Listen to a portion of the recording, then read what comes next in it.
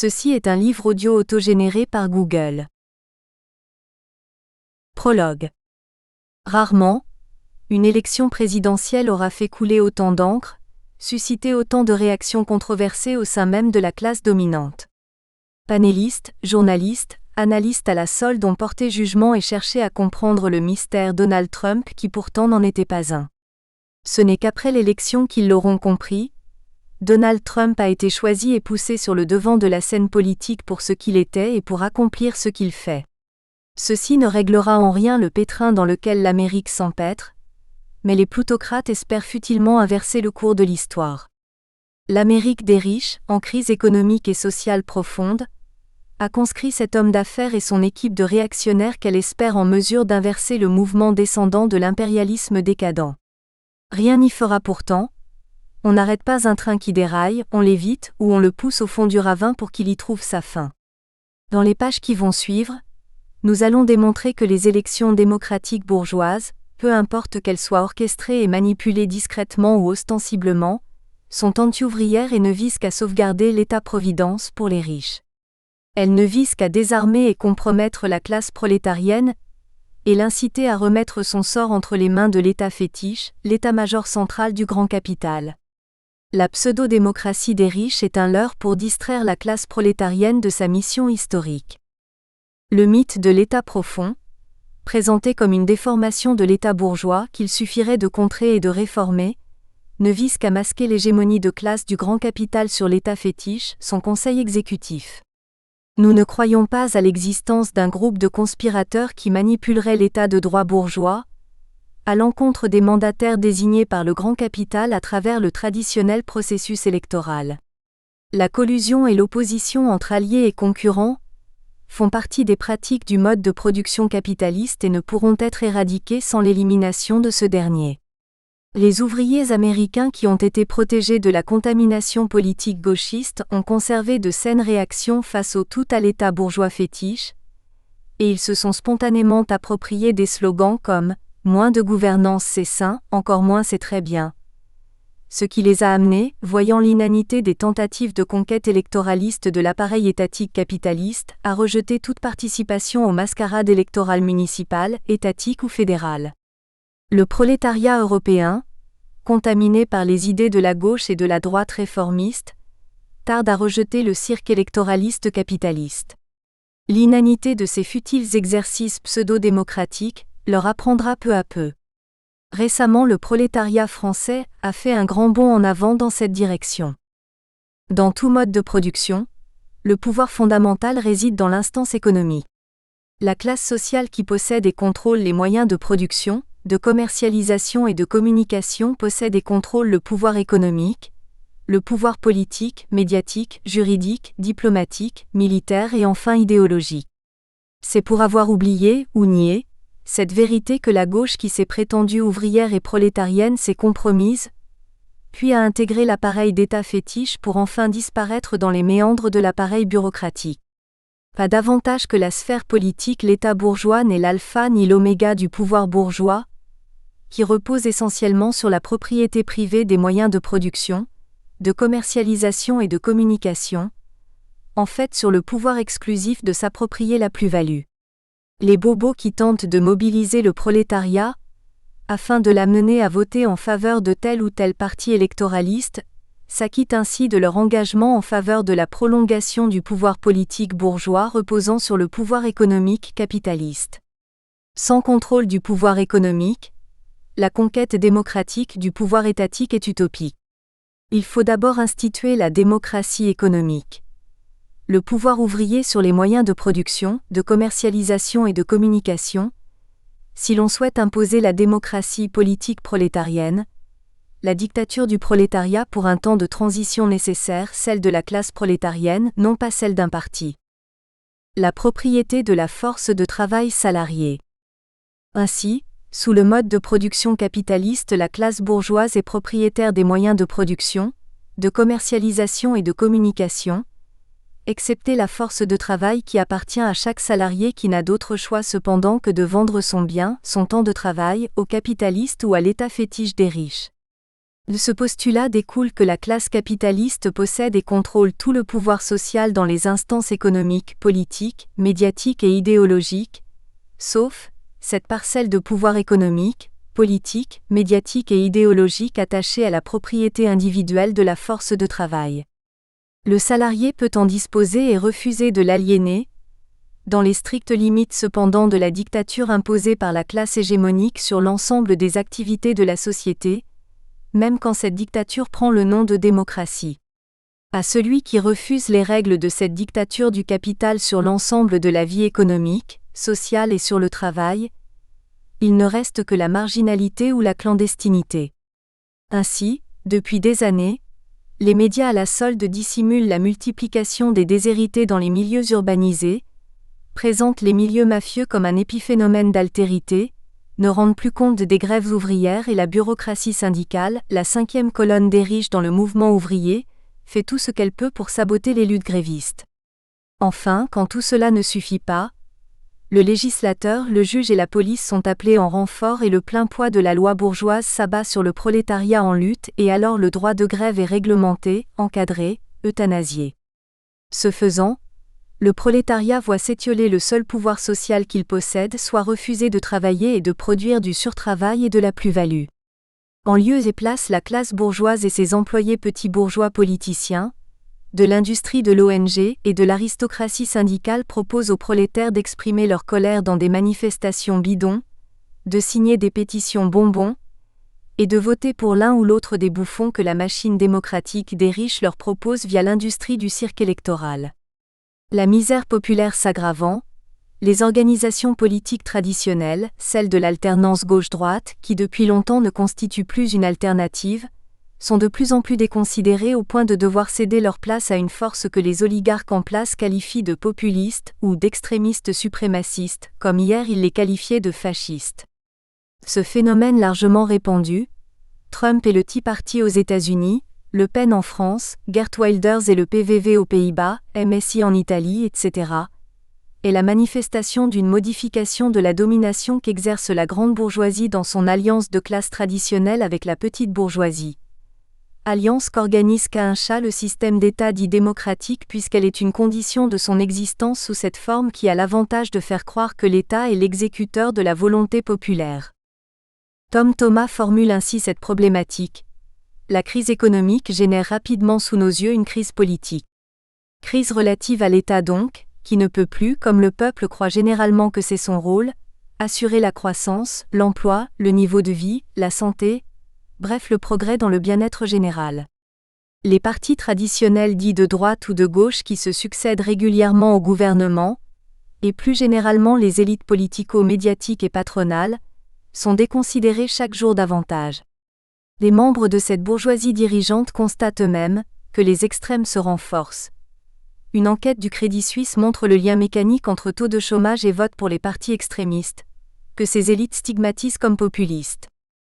Tom Thomas semble ignorer que cette corrélation entre la croissance de la désespérance sociale et la croissance du vote pour les extrêmes électoraux est voulue et entretenue par le grand capital parfaitement conscient que les anciennes formations du cirque politique classique ne mystifient plus les électeurs potiches. Le sondage du Crédit Suisse ne constituant qu'un coup de sonde du patronat, afin de vérifier si la pas extrémiste fonctionne correctement. C'est pourquoi le premier geste de révolte que la classe dominée et exploitée doit poser, c'est de refuser d'accréditer le fétichisme étatique, et de refuser de participer aux mascarades électorales où différentes équipes de prétendants à l'intendance des pouvoirs politiques et idéologiques s'affrontent au service de la classe hégémonique. C'est pour cette raison que du temps de Marx les premières organisations ouvrières diffusaient leurs propres journaux, organisaient leurs propres activités culturelles, possédaient leurs propres maisons d'édition et refusaient de participer aux parades électorales organisées par la bourgeoisie pour subjuguer l'embryonnaire pouvoir politico-idéologique de la classe ouvrière. L'économie prenant du mieux le mouvement ouvrier connut des déboires et s'affaissa. C'est via les médias du prolétariat que les petits bourgeois infiltrèrent, que le mouvement ouvrier fut miné idéologiquement, reflet de son affaissement politique et économique. C'est aussi via de nouveaux médias, non sectaires et non dogmatiques, que l'idéologie révolutionnaire du prolétariat renaîtra, parallèlement à ces luttes économiques, grévistes.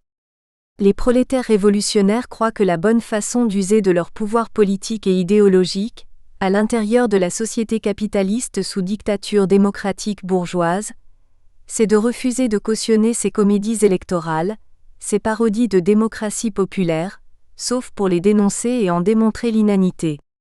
Par ses activités de dénonciation et de décryptage de ces mascarades électorales, la classe prolétarienne consolide sa détermination et refuse toute collaboration avec la classe bourgeoise, y compris avec la petite bourgeoisie, aujourd'hui qualifiée de classe moyenne, citoyenne, et elle exprime ainsi son mépris du pouvoir et des institutions capitalistes et appelle à leur abolition. De toute façon, que la gauche le veuille ou non, spontanément la classe prolétarienne exprime son refus de collaborer à son aliénation et s'abstient de plus en plus massivement de voter. Aux États-Unis, au cours de la campagne électorale de 2016, 46% de la population habilitée à voter ne s'est pas présentée aux urnes, de ce nombre, une majorité de prolétaires. En France, au cours de l'élection présidentielle de 2017, plus de 70% des ouvriers se sont abstenus de voter pour l'un ou l'autre des polichinelles présentés lors du cirque électoral. Ce furent 2 victoires prolétariennes. Dans les chapitres qui suivent, après un bref rappel de l'histoire génocidaire de la République démocratique américaine, nous décrirons les forces en présence dans ce conflit interne à la bourgeoisie que constitue une élection démocratique. En effet, dans une élection, les enjeux sont ceux qui confrontent la classe dominante, l'un de ces enjeux pouvant être de remettre en question la façon dont une section de la classe capitaliste entend se servir de l'appareil d'État fétiche pour tenter de résoudre les difficultés de sa classe hégémonique. L'enjeu peut aussi concerner la façon d'embrigader la classe prolétarienne pour la maintenir dans le giron de la bourgeoisie nationaliste pour défendre la patrie en danger, SIC. Quand bien même un groupuscule de la gauche réformiste voudrait représenter électoralement la classe ouvrière, qui le saurait? Qui le croirait?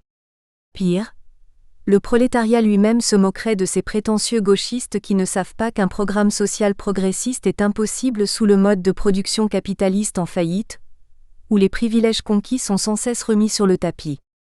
Les ouvriers le savent alors que l'avant-garde l'ignore.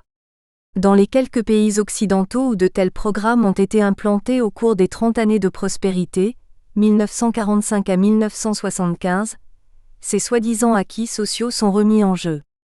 Évidemment, la gauche vous dira que de toute manière la classe ouvrière n'existe pas et que si elle subsiste elle est embourgeoisée et corrompue, et que seule l'avant-garde petite bourgeoise agitée et soi-disant politisée est engagée, si. Autant le mode de production capitaliste, dans sa phase d'expansion impérialiste, 1890 à 1975, a produit une large couche de petits bourgeois à sa solde, un foisonnement d'intellectuels et d'artistes obséquieux, quantité d'aristocrates syndicaux bien payés, moult employés d'ONG stipendiés, une multitude d'engagés des services politiques et répressifs, autant le système doit aujourd'hui se débarrasser de ces affidés parasites, non producteurs de plus-value, les paupériser et les retourner parmi les prolétaires de la misère pendant cette phase de déclin qui s'est amorcée au cours des années 70 du siècle dernier. Nous verrons que les classes ouvrières et prolétariennes n'ont pas disparu des États-Unis, même si leurs effectifs ont diminué ou ont été recomposés par l'apport de petits bourgeois précarisés et d'immigrants déclassifiés. Nous examinerons les raisons d'une élection et les principes qui fondent la démocratie absolutiste bourgeoise dans la plus grande puissance économique et militaire du XXe siècle, mais qui ne l'est déjà plus en ce début de XXIe siècle. Nous analyserons le projet stratégique et le programme tactique des différentes classes sociales dans ce contexte électoraliste ubuesque. Nous démontrerons la mystification à l'œuvre dans un tel cirque électoral et médiatique. Nous présenterons les enjeux pour les différentes classes et pour les factions dominantes et concurrentes, maîtresses du jeu électoral dans lequel la classe prolétarienne n'a qu'un rôle d'observateur et de faire valoir, et pour lequel elle éprouve de moins en moins d'intérêt. Dans les chapitres subséquents, nous présenterons une série de tableaux décrivant le cheminement d'une campagne électorale américaine s'échelonnant sur un an. Enfin, les derniers chapitres seront consacrés à l'analyse du programme de la clique du président choisi par la plutocratie, et désormais confronté à la réalité de la situation économique et sociale catastrophique des États-Unis d'Amérique. En épilogue, Nous ferons la comparaison avec une mascarade électorale telle que vécue dans la vieille démocratie bourgeoise française. Chapitre 1 – L'Amérique, un pays-continent déclinant. L'histoire génocidaire des États-Unis d'Amérique. Les États-Unis d'Amérique ont été créés au XVIIIe siècle, suite à l'expansion de l'Empire britannique, première puissance mondiale de l'époque sur lequel le soleil ne se couchait jamais. En tant qu'extension du sanglant impérialisme britannique, leur destinée ne pouvait dévier d'une agressive expansion militaire comme nous l'indiquions dans un texte récent. Depuis sa création en 1776, la République des États-Unis d'Amérique a été en guerre 220 de ses 240 années d'existence. Chaque président yankee a promis la paix et a semé la guerre. Donald Trump promet la paix et la prospérité. Il fera la guerre et il sèmera la pauvreté, ni plus ni moins que la prétendante Clinton ne l'aurait faite si elle avait été élue. Ajoutons que depuis 1945, les EU ont prémédité 200 conflits armés dans le monde. Les États-Unis sont nés dans et par la guerre, d'abord contre l'Empire français et sa Nouvelle-France qui deviendra le Canada au nord, vallée du Saint-Laurent, et la Louisiane à l'ouest, vallée du Mississippi, contre l'Espagne au sud et contre la Hollande au centre. New Amsterdam sera renommé New York après la conquête de 1664. Puis ce furent les natives, les autochtones, qui furent aux prises avec l'expansion de cette nation née dans l'adversité. Dans leur guerre contre les Amérindiens, ce ne fut pas un désir morbide de massacre génocidaire qui poussa le gouvernement, la bourgeoisie américaine et la cavalerie de Custer, vers les prairies. Ce fut simplement deux modes de production incompatibles qui se confrontèrent. Le mode de production communiste primitif, fondé sur la chasse et la cueillette, opposé au capitalisme commercial, puis industriel et enfin financier, le plus expansionniste du monde moderne, avec Wall Street comme centre névralgique mondial. N'en déplaise aux anthropologues, il était facile de savoir quel mode de production allait survivre en éliminant son concurrent.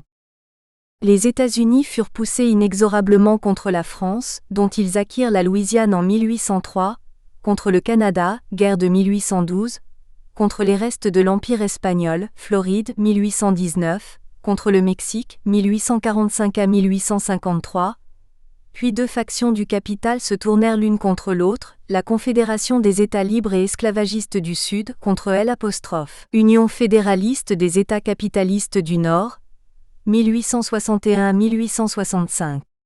Plus de 620 000 travailleurs et agriculteurs y laissèrent la vie, puis la marche sanguinaire du capital reprit vers l'ouest. Plus tard, les États-Unis s'attaquèrent à l'Empire britannique et au Second Empire français qu'ils désintégrèrent afin d'imposer l'impérialisme moderne, industriel et financier, en lieu et place de l'impérialisme commercial et colonial ancien, qui ne pouvait survivre puisqu'il provoquait l'ire et les soulèvements constants des bourgeoisies nationales chauvines désirant s'affranchir des métropoles oppressives, pour se poser en intermédiaires nationaux de l'exploitation du travail salarié local, livrant eux-mêmes la plus-value à impérialisme mondialisé. Toutes les guerres de soi-disant libération nationale portèrent exclusivement sur ce point crucial. Quelle part de l'exploitation du travail salarié local, et donc de plus-value, sera abandonnée à la bourgeoisie nationale et quelle part sera accaparée par les capitalistes étrangers ? Le président Theodore Roosevelt comprit avant Lénine et les bolcheviks ce sentiment nationaliste chauvin, que les États-Unis exploitèrent pour déloger les ex-puissances coloniales commerciales concurrentes, et y substituer l'impérialisme financier sur lequel Lénine a écrit en spécifiant que même opposé au capitalisme colonial mercantile, l'impérialisme financier n'en exploite pas moins la classe prolétarienne, unique productrice de plus-value et ennemie jurée de la classe capitaliste mondialisée. Quand il apparut évident que les bolcheviks n'entendaient pas partager les fruits de l'exploitation du prolétariat soviétique avec l'impérialisme occidental, autrement qu'à travers des échanges commerciaux aussi équitables que possible, le conflit irréconciliable dégénéra en guerre totale entre l'Empire des Soviets et l'Empire occidental, sous leadership européen d'abord, puis américain ensuite. Cette guerre à finir entra alors dans une phase qui, après moult tribulations, se conclut en 1991 sous la gouverne du triste Sir Boris Yeltsin, indigne turiféraire mortuaire de la temporaire Union des républiques socialistes soviétiques. Pendant un siècle, les États-Unis se firent les alliés de ces bourgeoisies nationalistes tiers-mondistes, capitalistes, communistes ou pseudo-non alignées, désirant partager avec les marchands de guerre occidentaux une partie de la plus-value produite localement. D'où vous avez vu Mugabe et Mandela se pavaner sur les estrades de l'anti-apartheid onusien. Ce fut aussi le fait de Chou En-lai, Ho Chi Minh, Pol Pot, Ceausescu, Tito, Nasser, Gandhi et d'autres, tous heureux de collaborer avec les génocidaires états-uniens pour obtenir leur pitance nationale, plus abondante que ce que leur proposait Staline, Khrouchtchev, Brejnev, dirigeants d'un empire industriel préfinancier obsolète. Aujourd'hui, nous voyons le frère Castro qui parcourt son chemin de Canossa afin d'obtenir un sauf-conduit des États-Unis pour intégrer le monde capitaliste de l'Amérique libre, si. Veuillez noter que pour les prolétaires révolutionnaires ça n'existe pas l'économie, la politique, les mascarades électorales, la culture, la morale ou l'idéologie de l'Amérique, en général. Ce qui existe c'est l'économie capitaliste américaine dirigée par et pour la classe capitaliste américaine, à l'encontre de la classe prolétarienne américaine, qui est subjuguée et aliénée d'abord par le capital national américain, et ensuite par le capital impérialiste mondial, tout comme le capital impérialiste américain exploite et spolie les autres sections nationales du prolétariat international. Sous le mode de production capitaliste, à son stade impérialiste, le capital est mondial et le prolétariat est international. Le reliquat d'allégeance nationale est l'apanage des petits bourgeois paupérisés et de la moyenne bourgeoisie déqualifiée. La classe prolétarienne ne défend pas ses propres intérêts à travers ses luttes de libération nationale, bancale. Il faut en convenir, l'éviction de l'impérialisme yankee et mondial sera la tâche du prolétariat international, et nullement le résultat du foisonnement des pseudo-indépendances politiques nationalistes chauvines et réactionnaires. C'est à dessein que nous ne faisons pas reposer la révolution prolétarienne sur les épaules des peuples ou des bourgeoisies chauvines, soi-disant opprimées, chères aux gauchistes déjantés. La question posée et à résoudre est de savoir si cette éradication de l'ancien mode de production surviendra avant ou après la guerre mondiale génocidaire que l'impérialisme espère, et surtout si cette éviction ne sera qu'un changement de maître impérialiste ou l'avènement du mode de production prolétarien. Quelques statistiques sur les États-Unis. Les États-Unis d'Amérique sont le pays des superlatifs.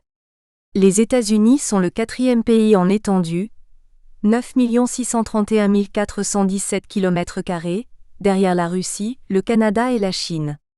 Avec 7% des terres émergées, la taille du territoire américain est comparable à celle de l'Europe. Les 48 États continentaux forment un pentagone s'étirant sur 4 fuseaux horaires. Pas moins de 4500 km séparent la côte atlantique de la côte pacifique. Du nord au sud, le pays s'étire sur 2500 km entre le Canada et le Mexique.